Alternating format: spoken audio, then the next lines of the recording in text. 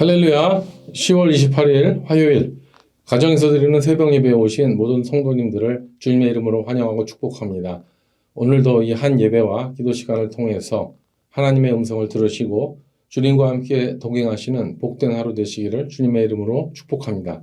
다 같이 찬송가 449장, 구찬송가 377장 예수 따라가며 찬송을 음원 반주에 맞추어서 함께 찬양하겠습니다.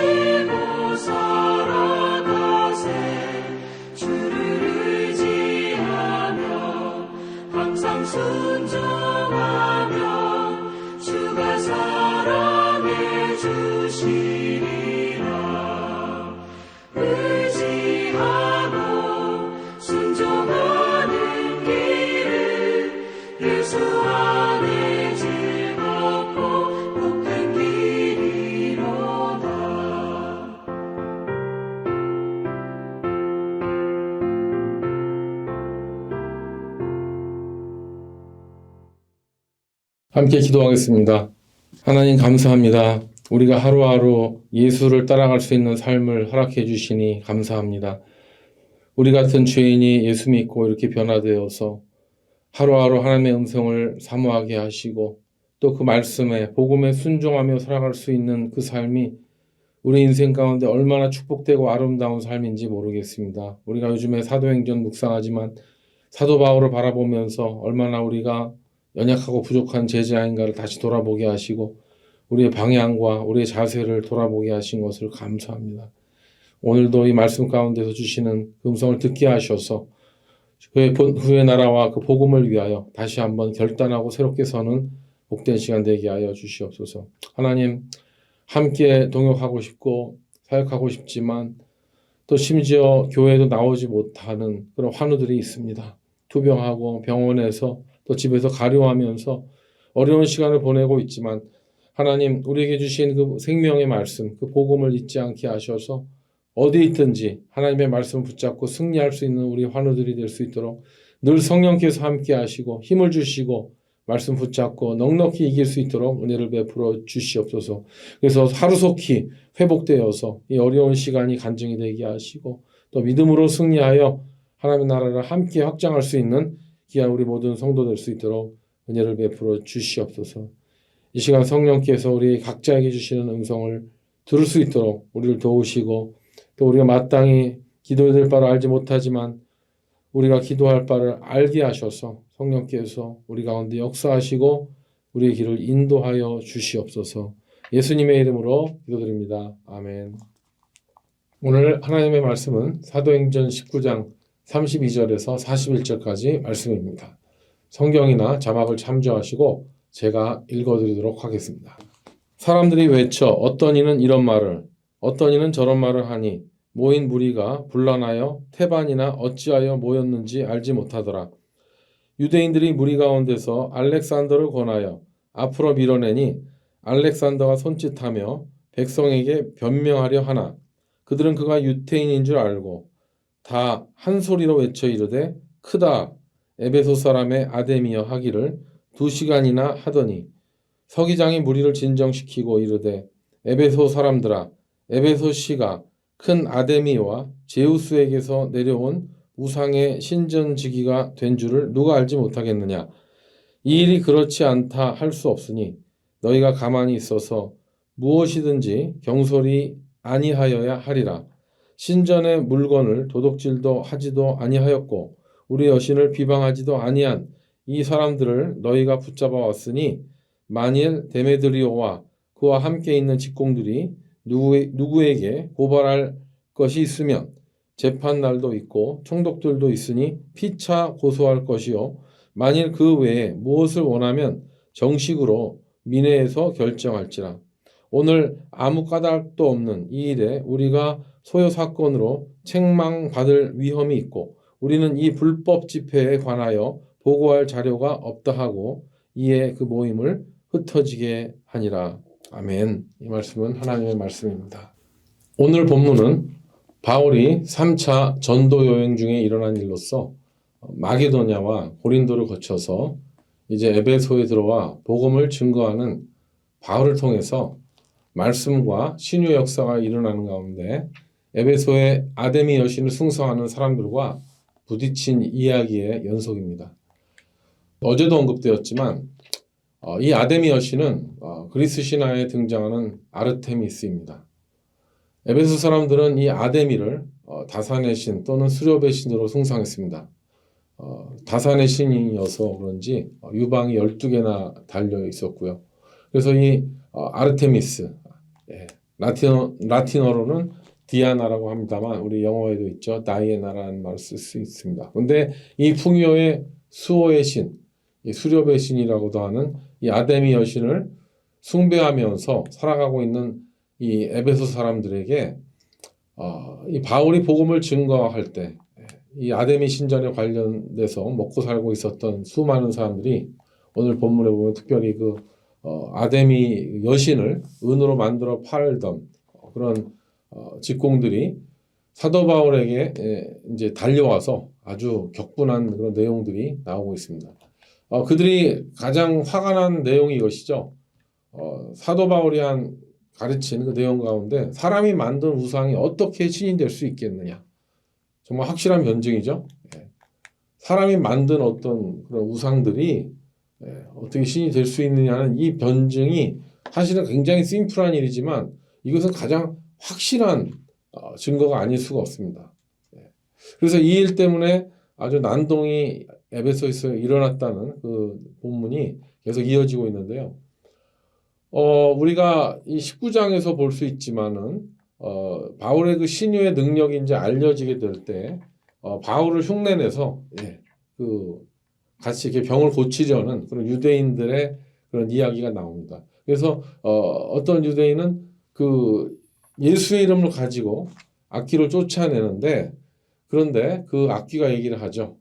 내가 예수도 알고 바울도 아는데 너는 누구냐?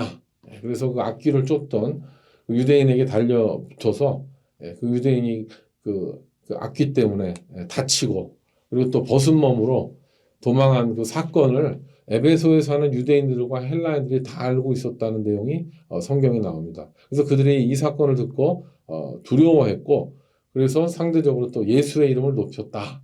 그래서 또 많은 사람들이 또 예수를 믿게 됐고요. 또 하나님 앞에 자복하고 그들이 행했었던 많은 것들을 앞에 와서 이렇게 회개하는 자복하는 그런 일이 있어서 또 마술을 믿었던 사람들, 특별히 그런 마술 서적을 가지고 마술 행위를 했었던 사람들이 엄청난 양의 마술 서적을 다 태워버린 사건이 이 에베소에서 일어난 것입니다. 그래서 사도행전 19장 20절에 보면 이와 같이 주의 말씀이 힘이 있어 흥왕하여 세력을 얻으니라 라는 말씀이 나옵니다. 그래서 이 사건이 에베소에 있는 그런 우상에 관련된 것으로 제조를 하고 팔아먹었었던 이 사람들에게는 아주 충격적인 사건이 아닐 수 없었던 것 같습니다. 그래서 그 태워버린 마술 책값이 은 5만이나 되었다고 하니까 그 상당히 많은 책들이 태워진 것이죠. 바울은 3차 전도 여행 중에서 이 에베소로 오기 전에 아테네에서 전도할 때는요 그렇게 많은 사람들이 예수를 믿지 않았습니다.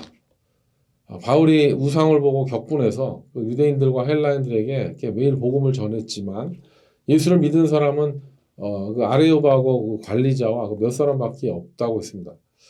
그리고 이제 고린도로 가서 복음을 증거할 때는 이제 함께 동역자와 하죠. 브리스길라와 아굴라, 텐트 메이커, 천막을 수선하고 만들고 했었던 그런 사람들과 이제 만나서 함께 동역을 했었는데 거의 1년 6개월이나 넘게 복음을 증거했다고 나옵니다. 고린도에서 그렇게 복음을 증거하다가 옥에 갇히기도 했지만 또 아테네보다는 많은 전도의 열매가 있었죠. 그런데 이제 에베소에 온 이 바울이 에베소에 오게 된 것은 에베소에서 온 제자들이 요청을 해서 바울이 가서 복음을 증거하게 되었죠. 그런데 이 에베소에 왔을 때 그야말로 제우스와 오늘 본문에 가면은 아데미의 신전직이라고 할 수 있는 이 에베소라는 이 도시에서 바울의 말씀이 능력을 얻은 거예요. 여기는 그 아테네보다 더 우상 숭배가 심한 곳입니다. 이것이 바로 성령님의 역사라는 것이죠. 오히려 세상에 죄악이 가득하고 우상 숭배가 더 세면 셀수록 성령 하나님께서 복음 증거자들에게 또 말씀의 권능을 주시고 복음이 증거되게 하시는 그 역사가 일어난다는 것이죠. 아무리 세상이 어둡고 죄악이 관영되어도 성령께서 임하실 때 그 사람을 통해서 또 말씀의 역사가 나타난 줄로 믿습니다. 그래서 우리는 성령님만 의지하면 되는 것이죠. 사도 바울이 에베소에 와서 이 말씀 충만, 성령 충만한 그런 가운데 우상 숭배를 타파하고 또 마술을 타파하려는 이런 복음적 메시지가 이 에베소에서 이 우상 숭배로 먹고 사는 사람들에게 엄청난 충격을 줘서 그들이 오늘 본문에 보면 연극장, 그 당시 로마 시대 때 이 반원형 이런 계단식 그런 극장에 모여서 연극장에 모여서 이제 바울 성토 대회를 열고 있는 것이죠. 그런데 오늘 본문에 보면은요 참 재밌는 이야기가 나오는데 그렇게 많은 사람들이 모였는데 반이 왜 모였는지 알지 못한다는 거예요. 군중 심리로 함께 따라온 것이죠. 32절에 보면 사람들이 외쳐 어떤 이는 이런 말을 어떤 이는 저런 말을 하니 모인 무리가 곤란하여 태반이나 어찌하여 모였는지 알지 못하더라. 참 웃긴 내용입니다. 자신들이 바울을 성토하고 해서 잘못됐다고 막 비난하라고 모였는데 또 의견들이 분분하고 또 왜 모였는지도 모른다는 사람들이 왔다는 것이죠. 당시에 그 에베소의 그 아데미 신전 안팎에는요 이 성전 제사장들, 특히 그 성전에 그 창기들이 많이 있었다고 하죠. 그뿐만 아니라 또 거기 보면은 뭐 여러 육류나 과일이나 뭐 이런 거 음식을 팔고 있는 사람도 있었을 것이고, 우상을 또 제조하는 우상 유통업자들, 장사꾼들, 또는 뭐 환전상들, 뭐 이런 금융업자들까지 있었다고 하는데, 바울은 이 모든 것들이 이제 우상 숭배에 관련돼서 형성된 카르텔인데, 그의 설교를 통해서, 말씀을 통해서 사람이 만든 게 우상이 아니라는 아주 결정적인 그 논리가 이 카르텔을, 우상을 숭배하는 카르텔을 붕괴시킬 수 있는 그런 위험한 사상을 갖고 있다는 것을 에베소 사람들이 인지하게 된 것이죠. 이것이 복음의 능력이죠.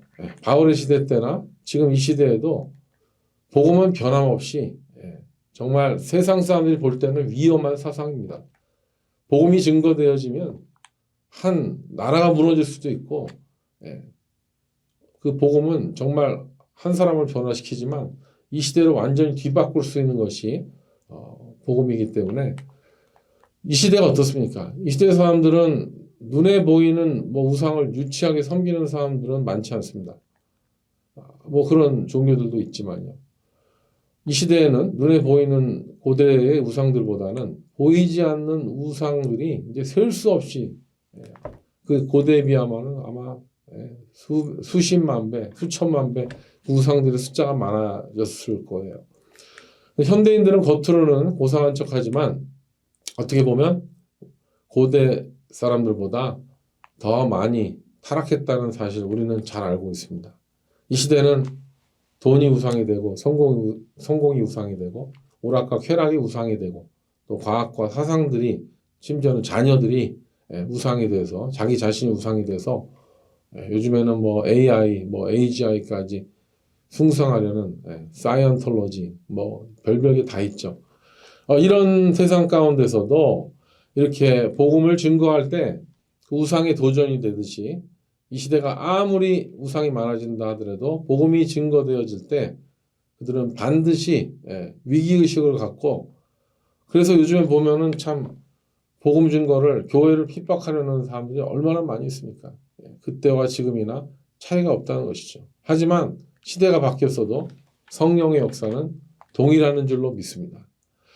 33절에 보면 이 소동을 유발시킨 사람이 유대인이었던 바울이었기 때문에, 유대인들은 보니까 자기들이 위협을 당하니까, 근데 그들의 대표로 알렉산더를 내세웠다고 합니다. 그래서 이제 유대인들이 알렉산더를 이제 앞에 나가서 얘기 좀 해봐라 이렇게 했더니, 그때 이제 아마 하려던 내용이 이거였겠죠.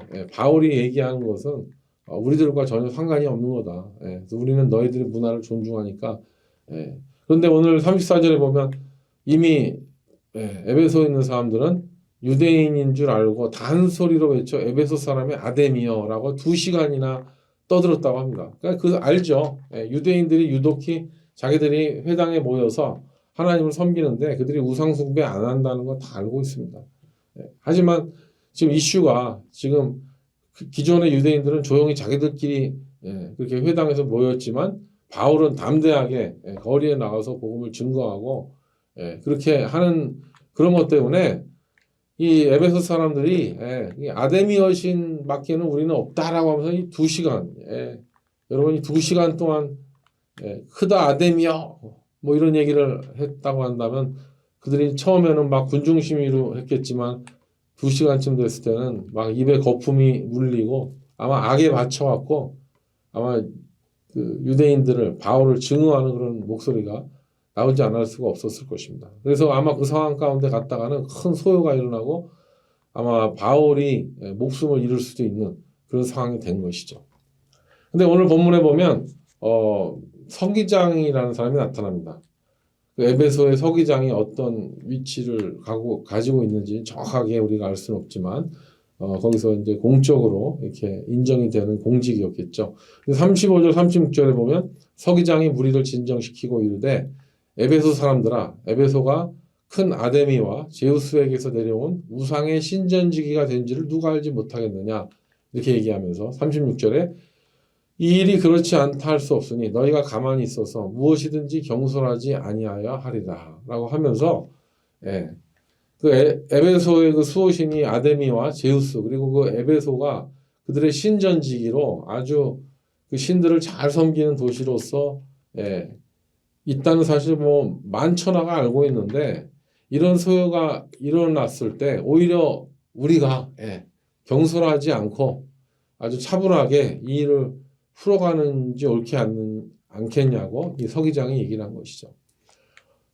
그러면서 또 덧붙여서 얘기를 합니다. 37절에 보면 뭐 사도 바울이 뭐 신전의 물건을 도적질한 것도 아니고 또 아데미 여신을 직접적으로 비방한 것도 아닌데 오히려 왜 붙잡아갖고 왔냐고 이렇게 반문을 하고 있는 거죠. 그리고 38절, 39절에 보면 너희들이 소송을 하려면 정식으로 재판날에 총독이 있을 때 소송을 걸든지 아니면 정식으로 너희들의 그 민회에서 결정을 하든지 이렇게 얘기하라고 한 것이죠. 굉장히 이 서기장이 상당히 쿨한 사람입니다. 왜 모인지도 모르고 모인 회중들이 있는 그런 유대인 혐오 집회로 가고 있는 그런 상황을 이 서기장이 막은 것이죠. 그리고 에베소의 서기장은 이 집회를 해산시킵니다. 오늘 40절에 나오는데 오늘 아무 까닭도 없는 이 일에 우리가 소유 사건으로 책방받을 위험이 있고 우리는 이 불법 집회에 관하여 보고할 자료가 없다 하고 이에 그 모임을 흩어지게 하니라. 여러분 이 말씀은요. 예수님께서 이미 바울에게 환상 가운데 약속하신 말씀입니다. 그가 잡혀서 옥에 갇혀 있고 그런 상황 가운데서 이렇게 간수와 그의 가족들에게 전도해서 세례를 베풀어 주었을 때 그날 밤에 18장 9절 10절에 보면 예수님이 바울에게 환상 가운데 나타나십니다. 그리고 약속의 말씀으로 말씀하실 때 어떤 말씀을 하십니까? 두려워하지 말라. 침묵하지 말고 말하라. 그렇게 말씀하시고 내가 너와 함께 있으며 어떤 사람도 너를 대적하여 해롭게 할 자가 없을 것이라. 이는 이 성중에 내 백성이 많음이라 라고 하시면서 예수님께서 진짜 그 약속대로 이제는 고린도에서도 또 에베소에서도 담대하게 복음을 전할 수 있도록 격려해 주신 것이죠. 그래서 이제 이 바울은 그 옥에 갇혀 있을 때도 기적적으로 옥문이 열린 것을 경험했기 때문에 이제 사도 바울은 두려운 것이 없는 거예요. 자기가 옳지 않다고 생각하는 그 우상 숭배를 담대하게 두려움 없이 복음을 전한 것입니다. 그래서 성령께서는 바울을 지켜서 이렇게 또 서기장이 나타나게 해서 해를 당하지 않도록 인도해 주신 것이죠. 사랑하는 성도 여러분, 이것이 바로 우리 성도가 붙잡아야 되는 복음의 사명입니다. 우리가 하나님께서 우리에게 허락하신 그 사명을 붙잡고 있는 한 그 사명을 완성하기 위해서 그것이 우리의 성도가 이 땅에 살아가는 이유가 된다는 것이죠. 그리고 하나님께서 우리를 인도하시겠다는 그 약속을 우리는 바로 복음 증거의 사명에서 붙잡을 수가 있는 것입니다. 이 사도 바울이 정말 이 에베소에서 목숨을 잃어버릴 것 같은 그 수많은 관중 가운데 진짜 죽음을 당할 뻔한 상황이었지만 그는 그 가운데서도 하나님께서 지켜주셨던 이유가 그에게 주신 사명이 있기 때문이었습니다. 물론 나중에 또 사도 바울이 이제 귀신을 몰아내고 또 복음을 증거하고 뭐 그러다가 또 죄수가 돼서 또 잡혀서 또 로마 제국에 끌려가는 상황이 일어나기도 하지만 그것은 하나님의 섭리 가운데 하나님이 끝까지 로마의 복음을 증거할 때까지 또 그를 지켜주시는 풍랑 가운데서 지켜주시는 이런 것들을 볼 때 우리는 우리의 삶 가운데서 또 매일매일 우리의 삶에 닥쳐올 수 있는 그런 어려움과 도전이 있다 할지라도 사도 바울처럼 우리는 그 무엇보다도 하나님께서 우리에게 주시는 사명을 붙잡아야 될 줄로 믿습니다. 그 사명은 뭐 믿음의 가장으로서 믿음의 어머니로서 또 우리에게 교회에서 우리에게 주신 직분과 또 우리에게 주신 사명, 복음 증거의 사명, 전도의 사명, 수많은 사명들이 우리에게 있는데 우리는 그것을 붙잡고 바울처럼 꿋꿋하게 나아갈 때 우리는 복음을 위해서 살아가는 사람이 될 줄로 믿습니다. 그렇게 하나님의 나라를 바라보고 그곳에 우리의 삶을 걸고 살아나가는 그 사람은 하나님께서 어떤 상황 가운데서도 지켜주시고 그 어떤 어려움도 이겨낼 수 있는 힘과 능력을 주실 줄로 믿습니다. 비록 이 시대가 우상숭배와 죄악으로 가득 찼다 하더라도 오늘 우리에게 주시는 성령께서 우리에게 부어주시는 그 능력을 우리가 믿고 나아갈 때 우리는 세상 가운데서 승리하게 될 줄로 믿습니다. 오늘도 그렇게 말씀으로 복음으로 승리하는 저와 여러분 되시기를 주님의 이름으로 축복합니다. 아멘. 함께 기도하겠습니다. 하나님 아버지, 우리는 계속적으로 사도 바울을 통해서 목숨의 위협을 당한다 할지라도 복음을 위하여 달려나가는 그런 사도 바울의 모습을 볼 때 하나님 우리가 우리 삶 가운데 참으로 많은 불평이 있었고 참으로 우리가 게을렀다는 것을 다시 한번 깨닫게 해주시니 감사합니다.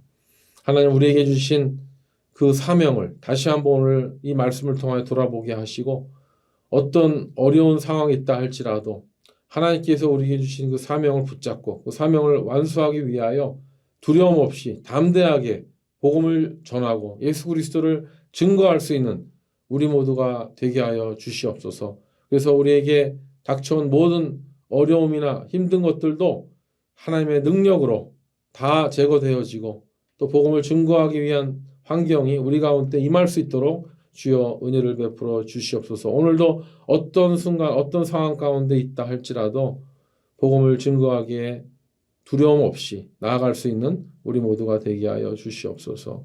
다시 한번 오늘 하루에 모든 것을 주님께 맡기었고 귀하신 예수님의 이름으로 기도드립니다. 아멘.